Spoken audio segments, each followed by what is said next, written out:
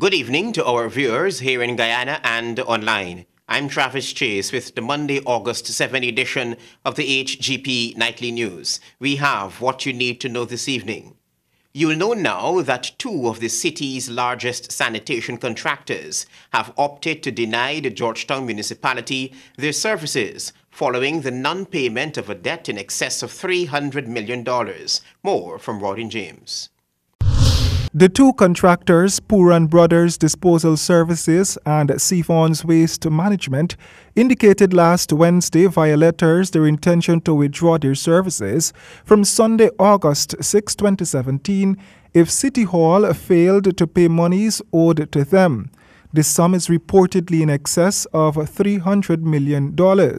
On Friday, Minister Joseph Harmon was questioned about this development and whether central government would intervene to help City Hall. While we are concerned about it, it is not a situation which will require us getting into the situation right now, because I believe that we are still benefiting from the service and removal of waste in the city, and I would wish that the city and the Ministry of Communities be given an opportunity to resolve that situation. Minister Harmon explained that the issue is about payments for services rendered and that there is always a mechanism to negotiate payment arrangements of that nature. As you know, the question of payment to these the waste management companies always seems to be an issue with the city councils, and it's been going and coming. Eventually, sometimes they arrive at a solution that's mutually beneficial, and they resume. Just recently, Town Clerk Royston King told city councillors that the mayor and city council was finding it increasingly difficult to honour its financial obligations to the contractors. He said council had been trying to keep up with current bills, although it has outstanding amounts for the years 2015 and 2016. I prefer that the Ministry of Communities and the city council, the town council, that they try to address that situation. It is something which is, of course, is of concern to us, and we would not want to see a pileup of garbage in the city. Municipal officials are on record as saying that there will be no garbage pileup around the city as a result of the impasse with the two companies. Royden James, HGP Nightly News. Thank you, Royden. A horror story at the weekend. An East Coast village was rocked by yet another murder. This time, a well-known resident was beheaded. More details in this report.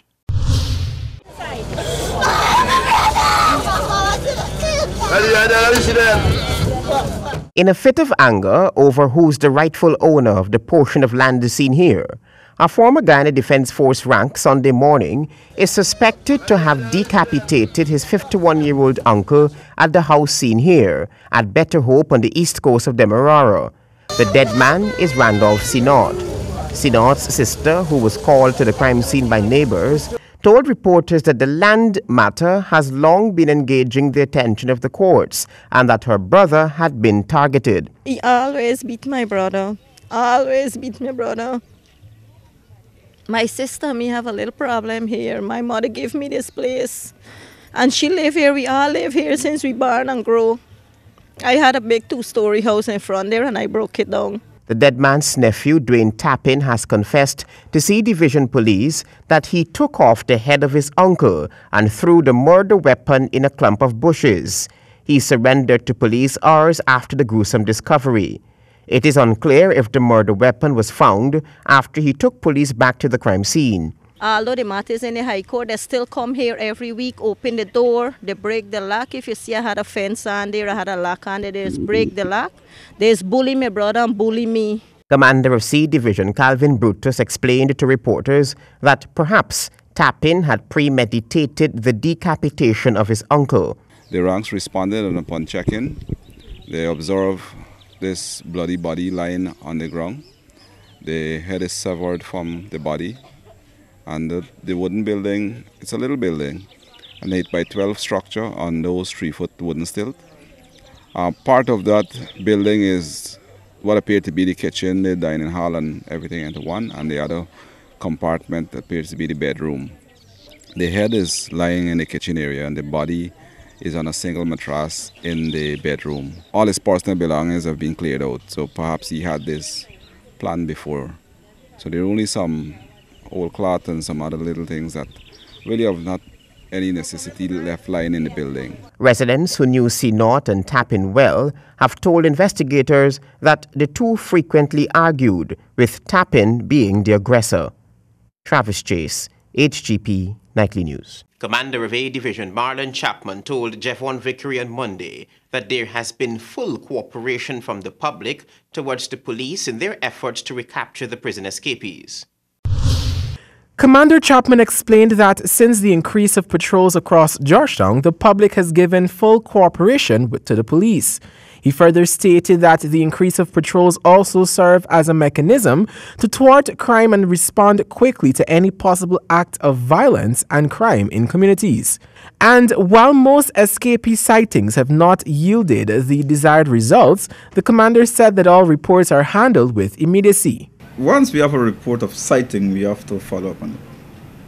And of course, when we get down there in a professional manner, the joint services that is, we let the residents know, there's nothing to be afraid of. It's information we have, and that's what we act on. So, we ask of the cooperation, which they always do. There's never been anybody who would have resisted us when we go based on the information we would have had. When asked about a recent incident between an escapee and the police in East Rheinfeldt, Commander Chapman said that while concerns were noted, the police still have a job to do. I know it was a joint services operation on areas where the joint services, they were shot at by this young man. And of course, they had to do what they had to do. If this man was allowed to escape, then it would have been another matter.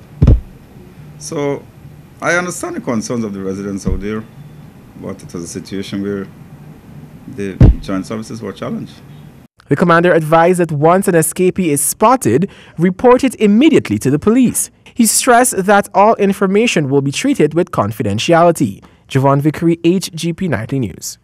While the coalition is maintaining that the broadcast licenses fiasco is a wrong that needs to be corrected, the opposition People's Progressive Party is holding strongly to their belief that broadcast licenses issued just before Mr. Jagdeo demitted office were not gifted, but were granted to persons who had applied. Warden James reports.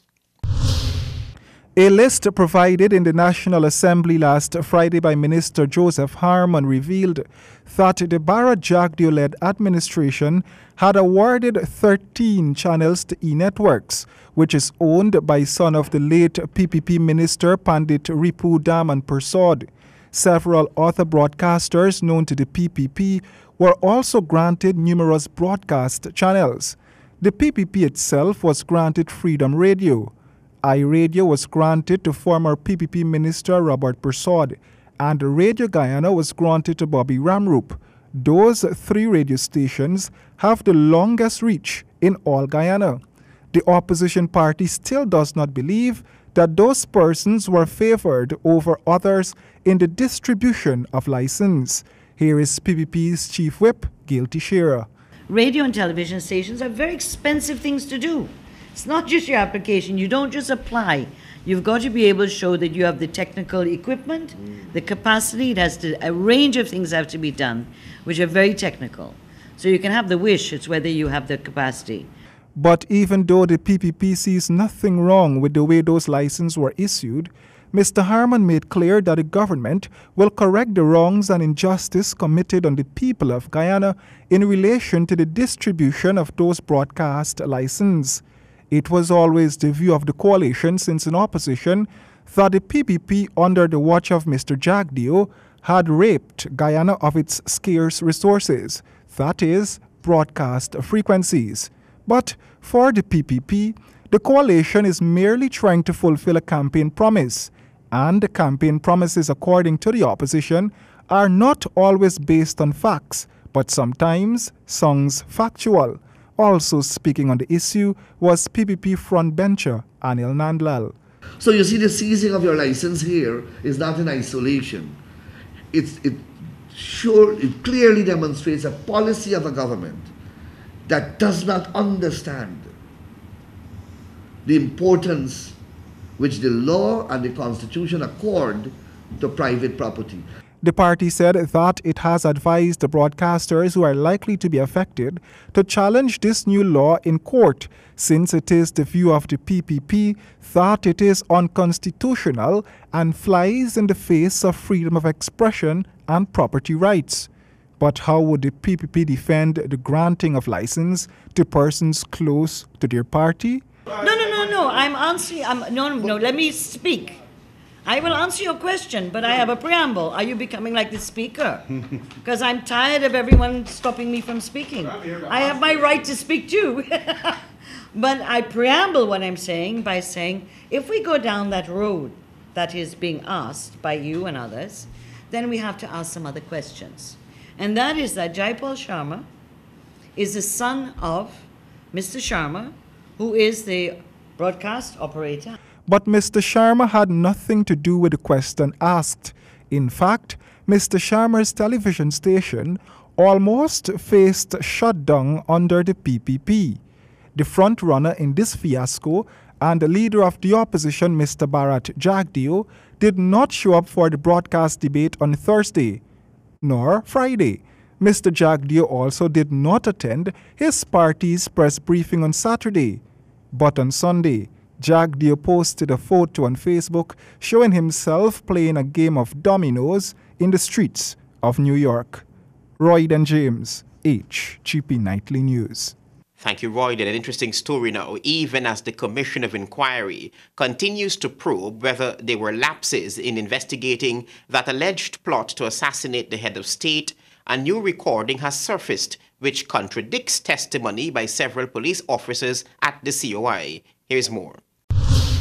When Andrew Gillard took the witness stand at the Commission of Inquiry into the alleged plot to assassinate President David Granger, he told the commission of how he was assaulted and forcefully relieved of his cellular phone by ranks at the Criminal Investigations Department when he tried to record what was happening between the men who had been accused of plotting to take out the president, the Khan brothers, and the police. Several major crimes unit ranks who testified had told the commission of a commotion that happened upstairs at CID on the evening of March 29. None of them recalled that Gillard was assaulted. Even head of the major crimes unit, Assistant Superintendent of Police Mitchell Caesar, testified that it was top cop Silal Prasad who had instructed the accused to be released from custody immediately. So they returned to CID headquarters with the man. What instruction did you give, you said? To put him in custody. Take the investigation as far as possible. So you put the man, you put him in custody? Yes, sir.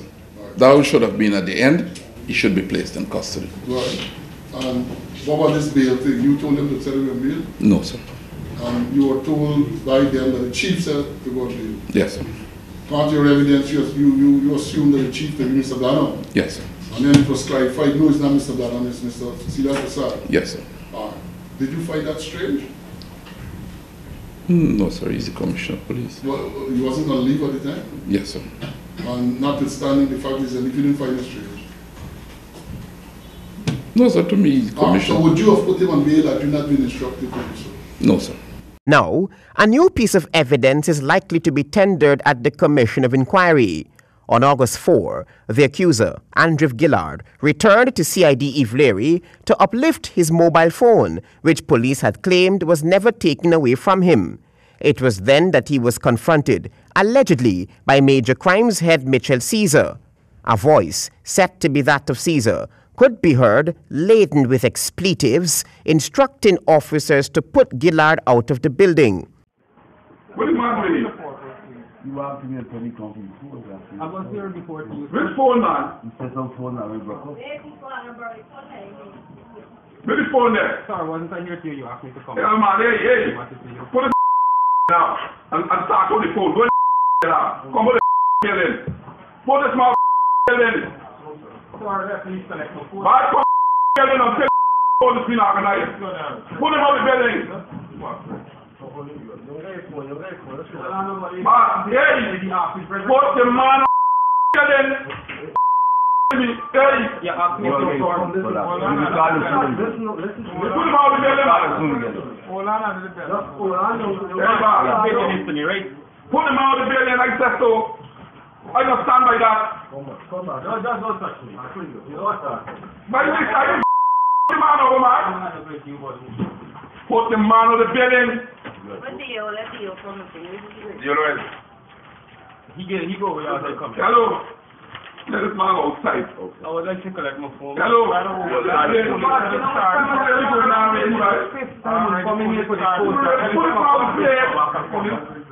Just put him outside. I'm going to organize the phone. You go outside. Let somebody carry the property book and the gate and inside the phone. A well-placed officer has somehow denied that Gillard was at CID. But this photo obtained by Nightly News places Gillard upstairs at CID. Travis Chase, HGP Nightly News.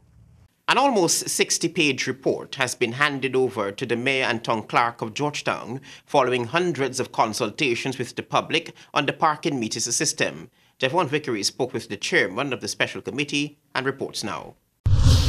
Chairman of the Special Committee, Malcolm Ferreira, says the findings and recommendations in the report will give City Hall a clear understanding of what should be done moving forward. He says the report was submitted to the Mayor of Georgetown, Patricia Chase Green, and Town Clerk Royston King last Wednesday. The views of the public on the entire parking system in the city has been incorporated into the report, as is. Apart from the 55-page report, hundreds of pages in minutes were also handed over. You've met with literally scores of Guyanese, both well-known figures and normal citizens. What is the general sense from them concerning parking meters? If I could make a comment, not concerning parking meter necessarily, but it is the general consensus that something has to be done concerning the whole traffic situation in parts of Georgetown, especially the commercial district and the chaos that is there presently. We all know that, so that is clear for anyone to see. You know, we didn't really find anyone that said, no, just leave it as it is. City councillors will each receive a copy of the report on August 14 during their statutory meeting. The committee is expected to also be questioned by the town clerk and the mayor. And while traffic congestion became a point of reference in the report, the chairman, when reminded of a suggestion to City Hall to employ an experienced traffic engineer, says there is also an underlying problem. And what are your thoughts on traffic engineer to deal with that? There is, from what anyone should be able to see, a culture of traffic violations, some minor, some major, that seems to be embedded in certain aspects of, let's say, certain parts of public transportation. As an example, you have minibuses that are being driven out of their routes. We all can see that, you know. Drivers decide on this trip I'm using Norton Street, on the other trip I'm using Princess Street or Durban Street, maybe Hatfield or Homestretch. Stuff like that is happening even in this constituency. Persons tend to drive wherever they feel like. The suspension order signed by Minister of Communities Ronald Bulkin said it is declared that the mayor and councillors of the city of Georgetown are in default of their functions with respect to the Georgetown metered parking bylaws, and I hereby direct the mayor and councillor to suspend the Georgetown parking metered bylaws for 3 months, commencing on 17th of March 2017. Javon Vickery, HGP Nightly News. Stakeholders are calling for the expedition of the Juvenile Offences Bill, since it is considered one of the most revolutionary laws in Guyana that will help to ease pressure on families in difficult situations. Here is Kristen Macklingam with more. One of the major sores in Guyanese society is that too many children are being found wandering due to circumstances, then incarcerated and housed with other children who commit major offences. According to the Rights of the Child Commission, the passing of the Juvenile Justice Bill will abolish the charge of wandering and allow for these children to have alternative forms of punishment. This bill that has been in draft for over a decade, once it becomes law or it's enacted and assented to by His Excellency will do much to alleviate the sufferings of children in difficult circumstances, because children in difficult circumstances need psychosocial support, social services support, public assistance, and not necessarily incarceration. Commissioner of the Women and Gender Equality Commission, Nicole Cole, in an interview with Nightly News. Ms. Cole, who is also a representative of the RCC, stated that legal authorities had earlier declared that alternative methods could be instituted for children who are found wandering, instead of housing them at the NOC, but this is not being practiced. The Honorable DPP said that while we await the Juvenile Justice Bill, there is some kind of provision that can be made to have the police stop charging children for wandering, but it is not happening. Meanwhile, investigative and research officer of the RCC, Andre Gonzalez, told Nightly News that while the government and other stakeholders are in support of this bill, there is need for it to be speedily dealt with. This bill is so important that we don't want it to just fall apart, or just fall by the wayside. And I believe the minister, which would be the Minister of Public Securities, again, Mr. Ramjatan, I strongly believe he too is very serious about the bill and wants to answer all questions possible. Reporting for HGP Nightly News, I am Kristen Macklingam. The government of Guyana on Sunday paid homage to Guyana's first executive president, Lyndon Forbes Sampson Burnham, on the occasion of the 32nd anniversary of his death. Rawdon James was there and reports now. President Granger recalled Forbes Burnham's courageous campaign to transform what Mr. Granger termed the backward colony of British Guyana from the time Mr. Burnham entered office to the time he died. Mr. Granger was at the time delivering the keynote address at a ceremony to mark the 32nd death anniversary of Guyana's first Prime Minister and first Executive President. Forbes Burnham describes his mission as, and I quote, "to struggle against poverty, ignorance, unemployment, hunger, and exploitation," end of quote. He launched the process of national transformation to eliminate the inequalities associated with economic, geographic, and demographic disparities. Mr. Granger stressed that Mr. Burnham's policy of national transformation was based in part on providing easier access to public education. He said Mr. Burnham's legacy is still visible at a number of top educational institutions across Guyana, including the University of Guyana and the Cyril Potter College of Education. Forbes Burnham will always be remembered with reverence. We renew on this solemn commemoration of his death our collective commitment to continue his campaign against poverty, ignorance, unemployment, hunger, and exploitation. Chairman of the People's National Congress, Attorney General Basil Williams, remembered Mr. Burnham as a giant of history who transformed not only this nation, but the Caribbean and beyond. Burnham played a significant role in shaping the political, social, and economic development landscape of Guyana. It was under his leadership that Guyana attained political independence and republican status. And it was also under his leadership that many of the significant infrastructural developments in Guyana materialized.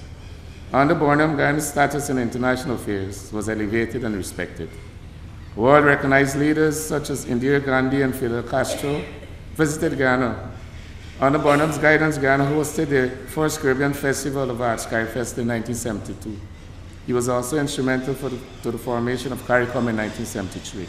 Lyndon Forbes Sampson Burnham served as Prime Minister of Guyana from 1964 to 1980, then as President from 1980 to 1985. The coalition administration has committed to honoring all past Guyanese leaders at the level of the state, irrespective of their political affiliation. Rawdon James, HGP Nightly News. Reports have indicated that children are becoming more embroiled in domestic abuse incidents at their homes, and this will have repercussions on their mental development as they grow older. Kristen Macklingam reports.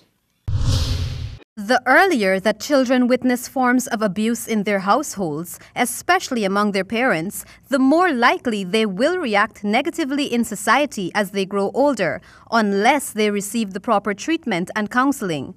That's according to Commissioner Nicole Cole, who sits on the Women and Gender Equality Commission and functions on the Rights of the Child Commission as well.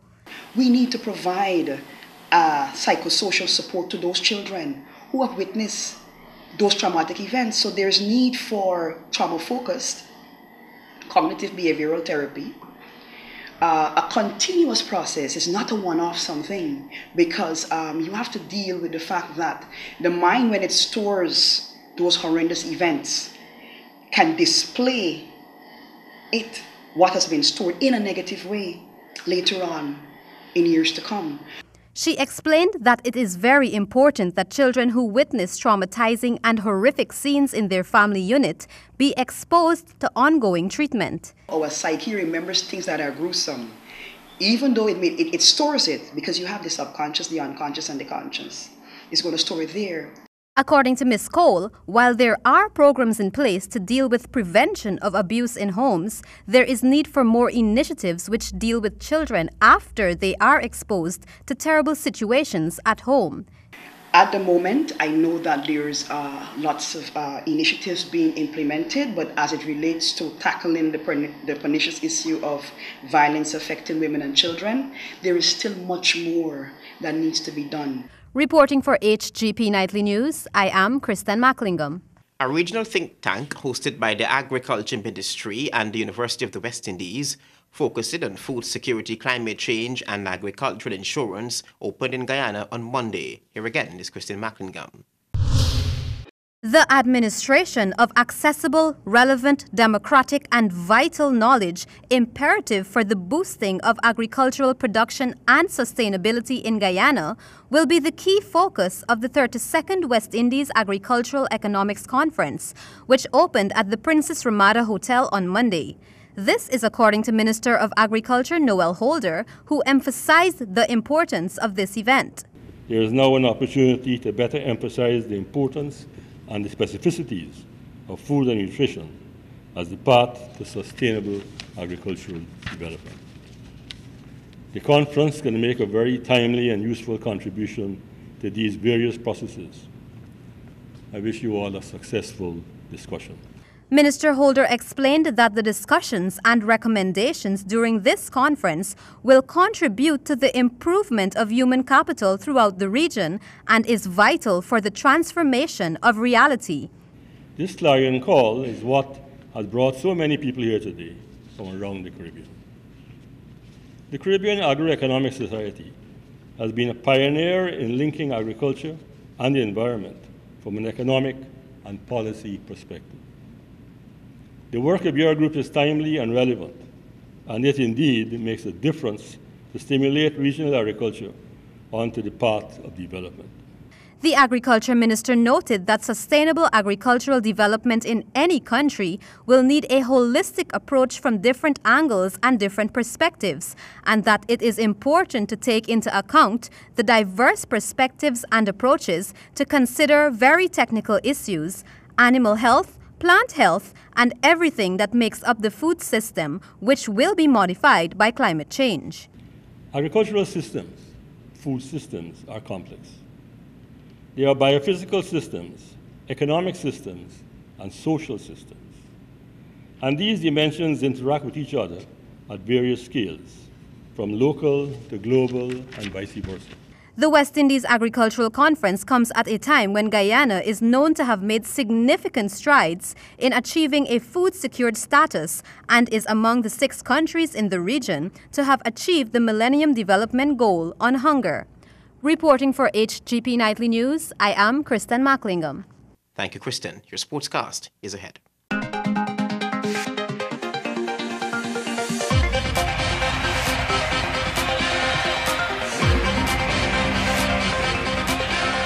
Good evening, I'm Stanford Howard with the AJP Sportscast. The Corona Invitational Football Tournament continued Sunday night with 3 exciting matches, with wins from Rhythm Squad, Western Tigers, and GFC. Here's Calvin Chapman with the details. Sunday night proved to be one of the more exciting nights in the Petra Corona Invitational Football Tournament that is being competed solely at the Georgetown Football Club ground. The first match of the triple header saw Rhythm Squad battling a youthful Eastville team. Rhythm Squad won that game 2-1. Dorville Stewart scored both goals for Rhythm Squad, while Michael Charles was Eastville's scorer. The second match on Sunday witnessed Western Tigers defeating Compton 3-0. Andrew Murray scored a brace in the match, including the Tigers' first goal, which was netted in the 23rd minute. His second strike came in the second half, the 63rd minute. Captain Philip Rowley concluded the scoring in the 65th minute as Tigers were contented with the 3-goal margin and employed a defensive tactic afterwards. The third game saw GFC defeated Police 3-0. Playing at their home ground with much support from the fans, Georgetown Football Club had 0 hiccups against an almost clueless performance from the policemen. Police were outplayed in every department as GFC got on the score sheet early in the 13th minute when Benjamin Opera made a little mistake in his strike. GFC breezed through the game with little headache and Dwayne Ribeiro doubled the men decked in blue and white lead 10 minutes later in the 23rd minute. Ribeiro completed his brace in the 74th minute as GFC reached 3-0 to virtually end the game. The Corona Bear Invitational Tournament will have a 1-week hiatus and continue on Friday 18th August due to the CONCACAF Under-17 Women's World Cup qualifiers, in which Guyana will host Group D from August 9th to 13th. In cycling, over the weekend, Massey's 7C's 14 National Cycle Meet pedal off in the National Park, seeing Raw Leelal ending the race triumphant in the Schools Boys and Invitational 35-lap feature race. More on this by Colwyn Abrams. The meet pedaled off Saturday morning. It featured 11 races, but the main event was the Schoolboys and Invitational 35-lap race, which saw over 20 riders starting. Raw Leal was the winner as he broke the record, which was set last year. He finished with an impressive time of 1 hour 17 minutes 56.94 seconds. Speaking with Leal, he explained that though the race was challenging, he finished hard nonetheless. How was yours this morning? The race was a bit kind of hard and challenging because I haven't been doing some intense training because of lack of some mileage, lack of training right now. But trying to get back there, so it was kind of a little hard for me because I was off the bike for like 6 months. So I'm only on the bike for like a month and a couple of weeks, and that's not good enough. So I kind of feel a little hard. Some of the races for the day included the Juvenile 10 laps, Veterans 5 laps, BMX 6 to 9, and 9 to 12.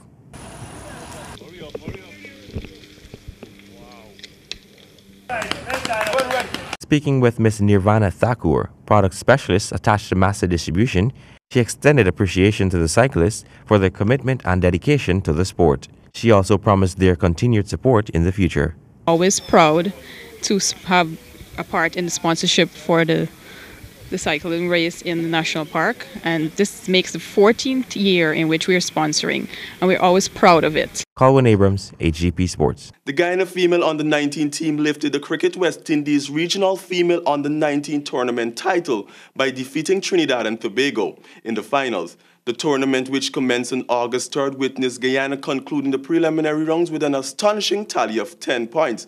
No losses stood place them on top of the points table along with Trinidad and Tobago. More from Calvin Chatman.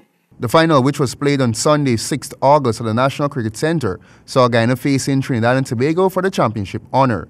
Guyana won the toss and, in decided to field, restricted Trinidad and Tobago to 94 for 9 of the allotted 20 overs. Guyana in reply scored 86 for 3 in 17.2 overs, winning the tournament by 7 wickets on the Duckworth-Lewis system.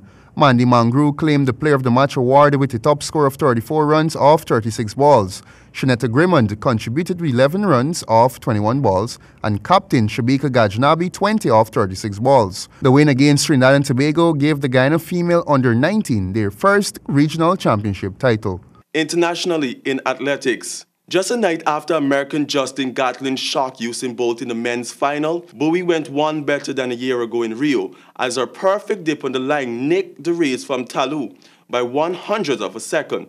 American favorite Thompson, who had looked peerless in winning her semi-finals early in the evening, had started even worse than Bolt and appeared to lose her stride twice as she faded into fifth. Ivory Coast Talou initially thought she had it won, but her personal best of 10.8 seconds was good enough only for silver. Netherlands Shapers coming through for bronze in 10.96 seconds. That's all we have for tonight's Sportcast. Back to you, Travis.